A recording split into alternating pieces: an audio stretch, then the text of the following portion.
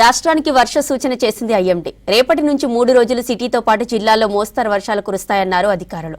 వాయుగుండం ప్రభావం తెలంగాణపై ఉండదన్నారు. నిన్న సిటీలో అక్కడక్కడ చిన్నపాటి వర్షం కురిసింది. రుతుపవనాల ప్రభావంతో ఎగువ రాష్ట్రాల్లో భారీ వర్షాలు కురుస్తాయన్నారు. దీంతో జూరాల ప్రాజెక్టుకు భారీగా వరద పోటెత్తుతుంది.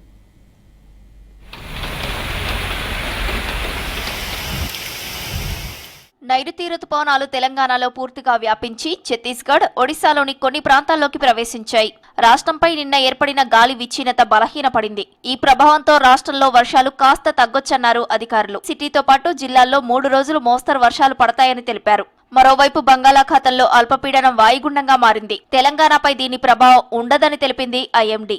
సో రాష్ట్రంలోకి పూర్తిగా మనకి నైరుతి రుతుపవనాలు ప్రవేశించినందువల్ల మనం పూర్తి క్లౌడింగ్ అయితే చూస్తున్నాం. 24 గంటలు పూర్తిగా క్లౌడింగ్ ఉండడం చూస్తున్నాము.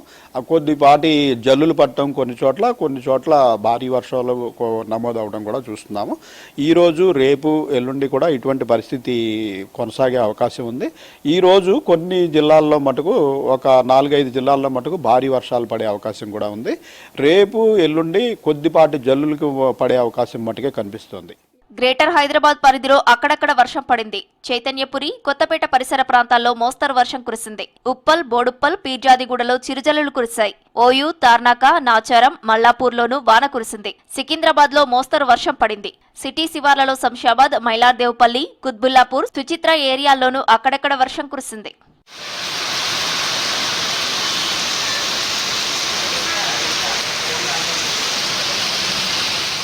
జనగామ జిల్లాలో వర్షాలకు పంట నష్టం జరిగింది. చిల్పూరు గ్రామంలో ధాన్యం కొనుగోలు కేంద్రంలో వర్షాలకు వరి ధాన్యం తడిసిపోయింది. కొనుగోళ్లు ఆలస్యమై వర్షాలకు పంట నష్టపోతున్నామని ఆవేదన వ్యక్తం చేశారు రైతులు. తడిసిన ధాన్యాన్ని పరిశీలించిన అధికారులు వెంటనే కొనుగోలు స్పీడప్ చేయాలని నిర్వాహకులను ఆదేశించారు. వర్షానికి నాణ్యయి మొలకలు వస్తున్నాయి, ఇంకా బాలని ఇవాళ రేపు అంటాను. నెలైతే ఎండ పోసినాం, పట్టినాము, ఇంకా రేపు ఎల్లుండి అంటాను. వర్షాలు వచ్చినా కూడా అవి బయటికి ఇంకా పంపించలే. నేను ఒడ్లు పోసి నెల మీద 15 రోజులు అవుతుంది. నీళ్ళకి వెళ్ళి కూడా దేవి పక్కకు పోసిన మా ఆవేదన అర్థం చేసుకొని మరి త్వరగా పంపించే ప్రయత్నం చేయాలని ప్రభుత్వాన్ని వేడుకుంటాను. 4 సార్లు దర్ర పోసినాము. ఇగో ఇదే నమోనదయ్యి మొత్తం 4 బత్తాల ఒడ్లు మొలకొచ్చి మేము సాగు చస్తాను. పోసి పోసి పోసి పోసి యాస్ట్ వచ్చింది. ఏమన్నంటే సీరియల్ లేదు అంటారు. ఇప్పుడు 20 రోజులు అవుతుంది పోసి. మేము పొద్దున్న లేస్తే ఆ ఊరు నుంచి ఈ ఊరికి వస్తుడు, ఎండ పోసుడు, దగ్గర పోసుడు, మళ్ళా పోవుడు, తిండి లేక తిప్పలు లేక మళ్ళా ట్రాక్టర్లు జారగొడతాండ్రు. బత్తకు 10 రూపాయలు తీసుకుంటారు ఎగస్టు, మళ్ళా ట్రాక్టర్ కిరాయి తీసుకుంటుర్రు. మమ్మల్ని పరిశాన్ చేస్తాండ్రు. వర్షాకాలం మొదలవడంతో ఖరీఫ్ సాగుపై దృష్టి పెట్టారు రైతులు. నిజామాబాద్ జిల్లాలో పసుపు సాగు పనులు మొదలు పెట్టారు అన్నదాతలు. సాధారణంగా జూన్ 2వ వారంలో పనులు మొదలు పెడతామని, ఈసారి ముందే వర్షాలు కురుస్తుండటంతో పసుపు విత్తటం ప్రారంభించామని చెప్పారు రైతులు. వర్షం పడకుండా ముందే కొట్టుకుంటాం, ఎందుకంటే బెడ్ అన్నది ఎత్తుగా రావడానికి. కాకపోతే మేము జూన్ 1కి వేసినాం పోయినసారి.